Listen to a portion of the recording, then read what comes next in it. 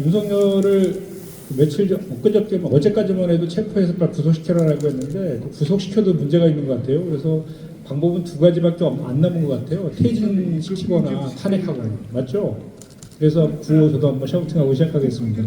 윤석열은 퇴진하라! 퇴진하라! 퇴진하라! 퇴진하라!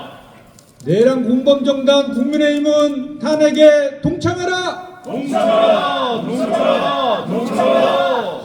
네, 사실은 저희 당에서 지난번에 이제 그 내부 우리 국내 증시를 좀 부양하고 자본시장 밸류업을 하자 해서 대표님이 큰 의욕을 가지고 이제 국장부활 소위 TF를 이제 만들었었거든요. 그래서 저희 정무위원들이 대부분이 국장부활 TF에서 활동을 했고 저도 지금 하고 있는데 저희가 그 과정에서 뭐 거래소도 가고 또 경제계도 만나고 투자자들도 만나서 토론회도 정말 많이 해가지고 상법 개정이 왜 필요한지에 대해서 충분하게 이제 명분을 축적해서 당론으로 상법 개정안까지 발의돼서 법사위에서 논의까지 진행되는 그 과정까지 가 있었거든요. 그래서 그 마지막 꼭지가 12월 4일 날 대표님이 주재하는 그 투자자하고 경제계와의 공개 토론회가 잡혀 있었거든요.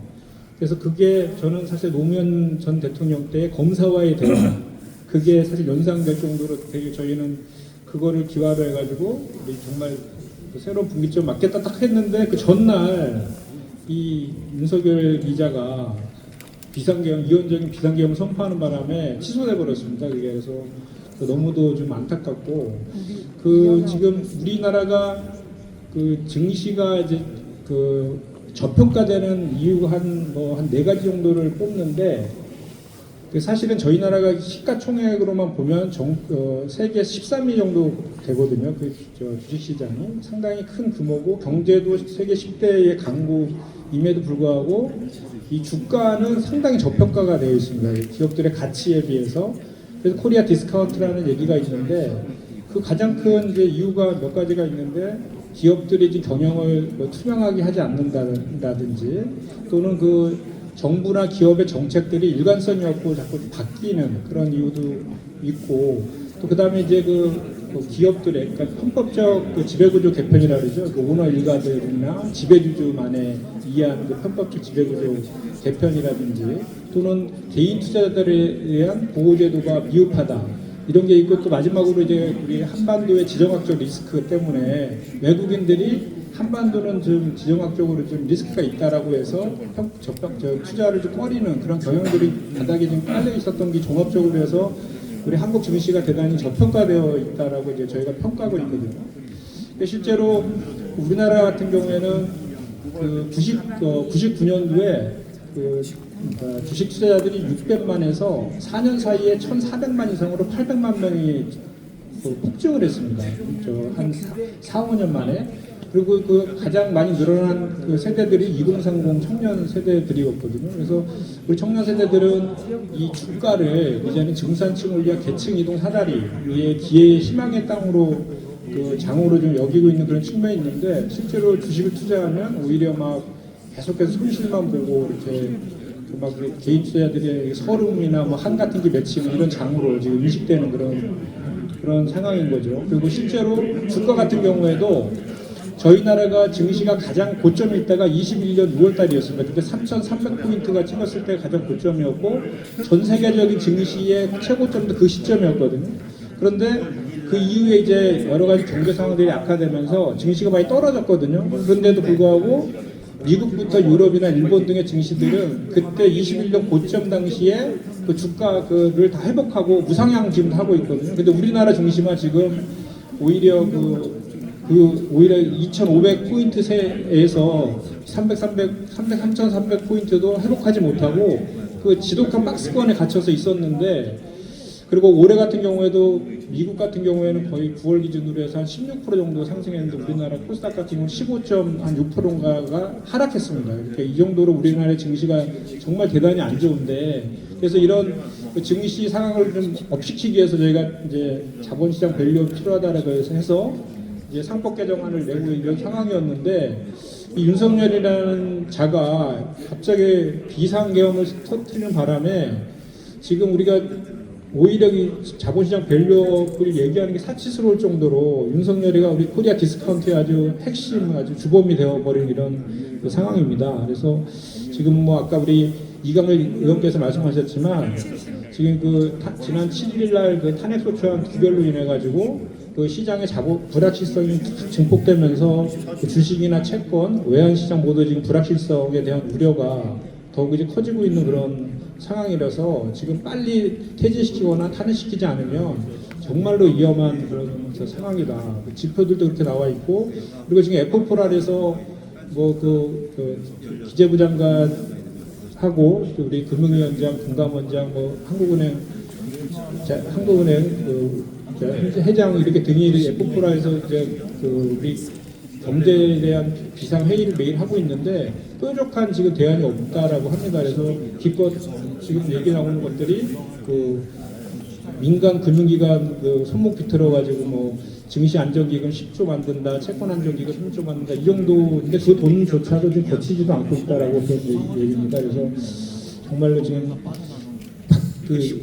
일단은 어떻게든 간에 빨리 이번 주 토요일 날 정말 윤석열을 탄핵시켜야 된다는 그것이 비단 이 이원적인 계엄을 통해 가지고 내란을 모의했다, 내란죄를 범했다 이 차원을 넘어 가지고 지금 이러다가는 우리나라 경제와 금융시장에 정말 파탄 날 지경에 있습니다. 그래서 그 데이터를 좀 보면은.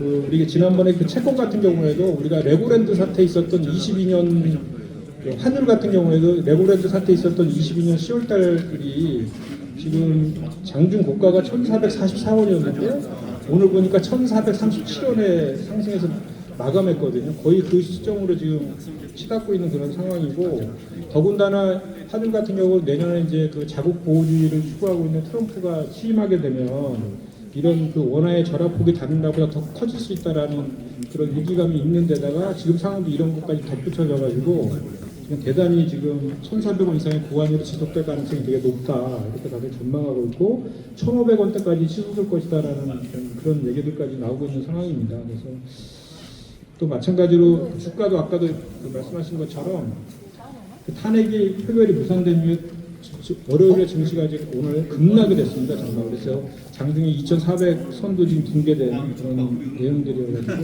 그리고 마찬가지로 이제 금리와 채권 시장도 국채 금리가 지금 상승해서 시장 불안이 가중되고 있고, 탄핵 이게 부결 내용에서 정치 리스크가 더 커지면서 길어지면서 채권 시장에도 불안 심리가 더 이제 가속화되고 있다 이런 얘기도 있고요. 그래서 다들 이런 상황이 벌어지면 제일 큰 게 외국인 투자자들이 빠져나간다는 것인데, 그러지 않아도 저희 나라 증시가 국장에서 미장으로 증시 자금들 또는 우리나라 증시에 투자할 예비 투자의 자금들이 미국 증시로 최근 4년 사이에 10배 이상 지금 11조에서 115조로 지금 빠져나가고 있는 상황인데, 그나마 우리나라 코리아 디스카운트 때문에 주식 가치가 저평가되어 있어서 외국인 투자자들이 그걸 기회 요인으로 삼아서 또 국내 주식을 사는 그런 경향도 있었는데, 이제 이런 계엄이라는 이런 정치적인 리스크가 길어지면서 지금 글로벌 투자자들이 한국 증시에서 지금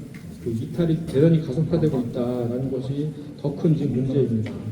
그래서 연합인포맥스에 따르면 코스피 시장에서 외국인 투자자는 비상계엄 사태 직후에 4일부터 6일까지 4일간 총 1조 이상을 순매도 지금 하고 있고, 그 다음에